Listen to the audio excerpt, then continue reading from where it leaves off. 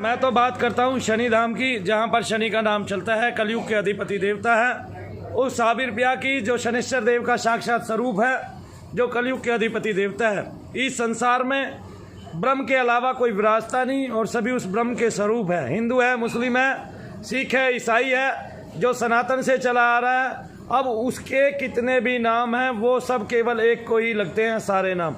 इस डिक्शनरी में जितने भी शब्द हैं सब ओंकार से निकले हुए हैं, सब उस सूर्य की उस ध्वनि से निकले हुए हैं जिसको आज नासा सुनता है। सब उस ध्वनि से निकले हुए हैं जो हमारे शव के शरीर में बसती है। सब उन 6 चक्रों के माध्यम से सारे शब्द ऊपर होके आते हैं। सारी जो तरंगे हैं वो ऊपर आती हैं और ऊपर आकर इस वायुमंडल में विराजित हो जाती हैं, जिसके जरिए हम लोग वार्ता कर पाते हैं उन सूक्ष्म तरंगों के जरिए, जिनके जरिए हमारी जिह्वा उठ के एक शब्द का निर्माण करती है और वो शब्द भाषा कहलाता है। तो ना कोई हिंदू है ना कोई मुस्लिम है। सबसे पहली बात तो ये है, हम इंसान की औलाद हैं। भीड़ माहौल खचाखच भरा हुआ है। सवेरे सवेरे 10 बजे का टाइम है, 10:30 बजे हुए हैं और यहाँ पर रोजाना चमत्कार क्या होते हैं कि चमत्कार नहीं होते हैं, यहाँ पर रियल घटना होती है। और रियल घटना कैसी होती है, एक बात मैं आपको दिखा चुका हूँ। कल 2 लड़कियां ऐसी थी जो चल नहीं पाती थी और ऑनलाइन क्रिया से भी वो चलने लगी। तो ये सब महात्मा है शनिदेव महाराज का कि वो आपकी निगेटिविटी निकाल रहे हैं जो चमत्कार के रूप में नहीं देखी जा सकती। चमत्कार तब होता है जब वो निगेटिविटी किसी एकाध को हो, जब वो निगेटिविटी इतनी मात्रा में है, भरी हुई है पूरे संसार में और वो बढ़ रही है। लेकिन इस बढ़ती हुई निगेटिविटी में मैं आपको एक बात कह देना चाहता हूँ कि आप अपने धर्म के पक्के रहें। आगे जो सरदार यानी कि सिखों का धर्म है वो गड़बड़ाता जा रहा है। आज के युवा सिख धर्म में क्या कर रहे हैं मुझे नहीं पता, लेकिन किसी ने भी आज तक ये नहीं कहा कि कसाई की आत्मा हम पे आई। एक बात।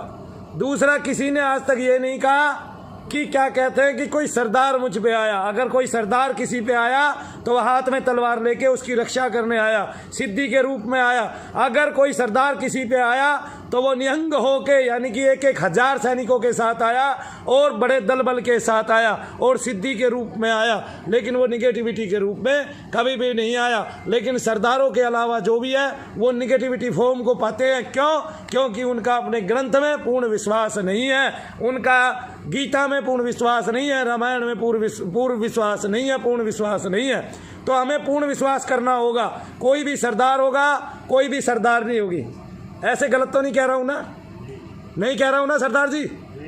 हाँ, कोई भी सरदार होगा और कोई भी सरदार नहीं होगी, या अन्य कोई माता बहन होगी जो सिख धर्म से संबंध रखती है।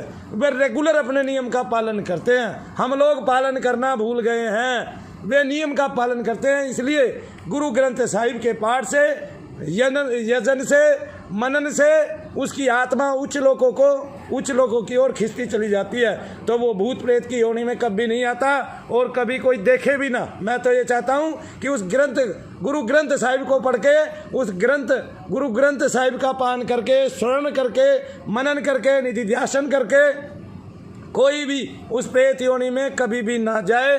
और अगर सब नियम से करेंगे तो कभी भी कोई उस प्रेत योनि को प्राप्त नहीं होगा। शायद हमारे पास अगर हम काम करके लोगों को नहीं भेजेंगे तो 1 घंटे के अंदर हमारे पास इतनी भीड़ होगी कि हम यहाँ पर भी लोगों को नहीं बैठा पाएंगे। तो इसलिए हमें काम करना लाजमी है।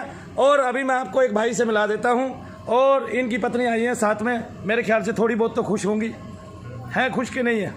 क्या परिवर्तन आपके पति में आया है? अभी बिल्कुल ठीक है। अभी बिल्कुल ठीक है। क्या होता था मैं दिखा देता हूँ। एक कलाई उठा के, कलाइयाँ उठा के मैं दिखा देता हूँ। आपको दिखाई दे रही है इनकी कलाइयाँ?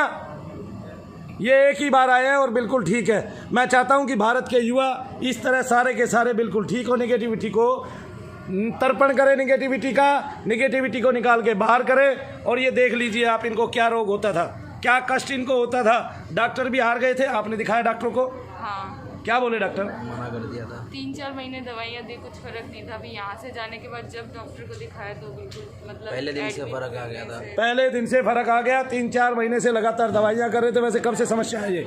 ये 2 साल से 2.5 साल से 2.5 साल से। आपका शुभ नाम क्या है? आशीष भगत। आशीष भगत, आप क्या कहना चाहोगे मनु भैया जी के बारे में? मैं इतना प्रसन्न हूँ आपसे और आपकी श्रद्धा से कि मैं इधर आने के बाद से मैंने जैसे ही मैं इधर आया मेरा इस चीज़ से विश्वास, पहले इन सब चीज़ इस पे विश्वास नहीं होता था, बट इस पे विश्वास जागा, श्रद्धा मन में बढ़ी और अब मैं डेली हर शनिवार और मंगलवार को ओम नमः शिवाय और हनुमान जी की चालीसा और शिव चालीसा पढ़ता हूँ। और इसका मैं क्या बात है, भक्ति से भी जुड़ गए और ठीक भी हो गए। कितने आनंददायक बात है, तालियां बजा दें भाई इसके लिए।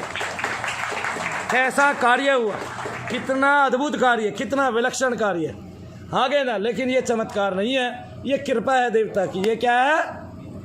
कृपा है। एक चमत्कार जो भारतवर्ष में हम जिनको चमत्कार कहते हैं उनको चमत्कार ना माना जाए।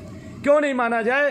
क्योंकि पानी पे चलने वाले, हवा में तैरने वाले, गाड़ी सहित गायब होने वाले, ये अमेरिका में इक्के दुक्के बहुत भरे पड़े हैं। बहुतों के तो चैनल पे वो आते हैं, व्यूज आते हैं। हाथ के बीच में बल्ब लेकर जलाने वाले, हवा में तैरने वाले, आगे समझ में क्या भरे पड़े हैं? भारत के अलावा बहुत सारे भरे पड़े हैं। और वो मैजिशियन कहलाते हैं, जादूगर कहलाते हैं। खाली क्या कहलाते हैं? और यहाँ कोई भगत कर देता है ऐसा तो उसको लोग भगवान मानने लगते हैं। मनु भैया को भगवान नहीं बनना, मेरी कोई रुचि नहीं है भगवान बनने में। ठीक है, मेरी कमर में दर्द है तो मुझसे खड़ा नहीं हुआ जाता, तो मुझे भगवान बनने की आवश्यकता क्या है? मुझे पता है जब सारे दर्द मुझे होते हैं तो नहीं। तो मानव श्रेणी में जो भी आया है, अगर वो मानव का तन लेके आया है और दिव्य सुगंधियां उसके शरीर से छिटकती हैं तो ही वो देव पुरुष हो सकता है, वरना तो वो सामान्य पुरुष है। क्या है?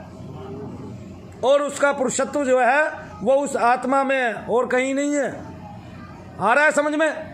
तो हमें क्या मानना चाहिए? हमें श्रद्धा और आस्था रखनी चाहिए और इसको केवल देव कृपा मानना चाहिए कि देव कृपा से निगेटिव थॉट्स, निगेटिव विचार और निगेटिविटी, जिसको हम भूत प्रेत बोलते हैं, वो शरीर से बाहर हो गई और भैया ठीक हो गए।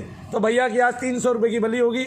और मैं उनके हाथ में पिछली बार धागा बांधा था, पिछली बार धागा बांधा था और फिर भी एक धागा और बांधूंगा, क्योंकि पिछली बार धागा बांधा था, एक धागा और बांधेंगे ताकि वो निगेटिविटी से पूर्ण निजात पाए और अपने बच्चे को सुरक्षित उसका स्थान दे। आप पढ़े लिखे कहाँ तक है पहले तो ये बता दीजिए मुझे। BSc हॉस्पिटैलिटी स्टडीज़ में हूँ मैं उसमें, और उसके बाद में BSc हॉस्पिटैलिटी का मतलब तो मेरे ख्याल से आदर सत्कार होता होगा। वही उसी में हूँ और उसी में है। 10 साल से उसी नौकरी में होटल मैनेजमेंट में हूँ। होटल मैनेजमेंट में है, 10 साल से लगातार कार्यरत है और सब उनकी तरह बने, सब उनके जैसे बने। हॉस्पिटैलिटी का मतलब है आदर सत्कार। पिछले 4 महीने से मैं परेशान था वैसे। और ये कोर्स तो भारत सरकार को मेरे ख्याल से 10वीं क्लास तक लगा देना चाहिए, आदर सत्कार।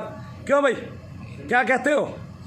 कितनी बड़ी बात है। आदर सत्कार का एक कोर्स है, हॉस्पिटैलिटी मैनेजमेंट होता है ये। हाँ जी बिल्कुल। हाँ, तो वो सबको सीखना चाहिए जी। तो होनी चाहिए बिल्कुल, आदर सम्मान सबका करना चाहिए। जब ये पिछली बार आए थे तो हम इनका प्रारूप नहीं देख पाते थे। कोई एक बार में ठीक हो जाएगा ऐसा नहीं है, इसलिए मनु भैया बहुत कम वीडियो बनाते हैं। आपने देखा भी होगा, अगर 50 लोग ठीक हो रहे हैं तो ज़्यादा से ज़्यादा 2 की वीडियो बनाते हैं। और यही एक कारण है कि ये दरबार आज तक खाली कभी भी नहीं हुआ और लोगों को भेजते गए। और कोई आदमी इस बात का अर्थ ही नहीं समझ पाया। सब सोच रहे हैं कि टीवी के माध्यम से ऐसा नहीं हो रहा है। नहीं, पिछले लॉकडाउन के पूरे सीजन में हमने बहुत ही कम वीडियो डाली और जो हमारा बड़ा चैनल था वो बंद हो गया। लेकिन आप लोगों ने मुझे चाहा, प्रेस्क्राइब किया और सब्सक्राइब भी किया। आज भी हमारा जो चैनल है केवल 2 महीने के अंदर 40,000 से ऊपर सब्सक्राइबर है उसके, जो रिकॉर्ड तोड़ है। और हम ये कहते हैं कि ऐसे कल्लुओं को तो हम पकड़ लेंगे बहुत जल्दी फिर से। आगे ना कल्लू लल्लू को तो हम फिर से पकड़ लेंगे। ठीक है कि नहीं? आप लोगों की, माताओं बहनों की दुआओं से। तो वो हमारे लिए बड़ी बात नहीं है। और ना हमने चैनल चला के करोड़ों रुपया कमाना, ना हमारी वो मंशा है। हमारा काम है लोगों का कार्य करना और लोगों को सही दिशा, सही मार्ग दिखाना और लोगों को लोगों के धर्म पे पक्का अडिग करना, ताकि कोई किसी का धर्म ही ना बदल सके। क्योंकि प्रत्येक धर्म में सारे चमत्कार ये पहले से ही होते हैं।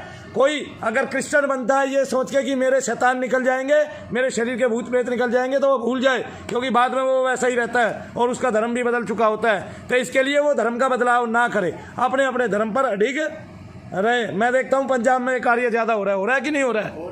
और गुरुसेवक जी, आपने तो अभी एक केस देखा था, मेरे पास आया था, वो उनका धर्म भी बदल दिया और उनको आराम भी नहीं मिला और आज वो यही है। और पहले भी हमने एक वीडियो डाली हुई है। ऐसे कई प्रोफेट लगे हुए हैं जो केवल धर्म बदलते हैं आपका और आपको गारंटी देते हैं कि आप ठीक हो जाओगे, और धर्म बदलने के बाद ठीक नहीं होते और अब आपके मन में जो है ना दुविधा रहती है, द्वैत रहता है, और आप ना इधर के होते हो ना इधर के होते हो। तो भाई जहाँ पैदा हुए हो उसको कोई कैसे बदल सकता है? कोई कैसे ब्लड लाइन काट सकता है? एक ही आदमी ब्लड लाइन काट सकता है, कानपुर का कालिया। इसके अलावा ना तो कोई ब्लड लाइन काट सकता, ना कोई आपका डीएनए चेंज कर सकता है। कर सकता है? कर सकता है? कोई बता सकता है कि आपको साइंटिस्ट डॉक्टर बता सकता है कि आपका ये डीएनए है, आपका ये पिता है। 5 आदमी खड़े कर दिए जाएं और आपको अलग कर दिया जाए और सबके डीएनए चेक हो, तो उस डीएनए के माध्यम से ये बताया जा सकता है ये पिता और पुत्र है। बाकी तो नहीं बताया जा सकता। लेकिन इस संसार में ऐसे लोग हैं जो आपकी ब्लड लाइन भी काट देते हैं। आगे समझ में? ब्लड लाइन काटने के बाद भी आप लोग जी सकते हैं आराम से, और आपके सारे रिश्ते तोड़ सकते हैं। आपके ताऊ चाचाओं से संबंध काट देते हैं, फिर ताऊ चाचाओं के प्रेत ताऊ चाचाओं के, आपके प्रेत आपके, और आपके प्रेत को निकाल के बाहर कर देते हैं। कितनी बड़ी संख्या है, क्या बात है। ठीक है, और डीएनए चेंज कर देते हैं आपका मिनटों में। तो भैया ठीक हुए, इसके लिए एक बार तालियां हो जाएं, और सब ऐसे ही ठीक होकर यहाँ से जाएं। दरबार से मेरी आस्था है, मेरी मंशा है। कोई एक बार में ठीक ना हो, 2 बार में ठीक ना हो, लेकिन विश्वास रखें, मैं जान लगा दूंगा। एक बार 2000-4000 रुपये का आपका खर्च है, उसके बाद अगर 2 साल तक भी मुझे आपकी सेवा करनी पड़ी तो मैं करता रहूँगा। बोलो जय शनिदेव।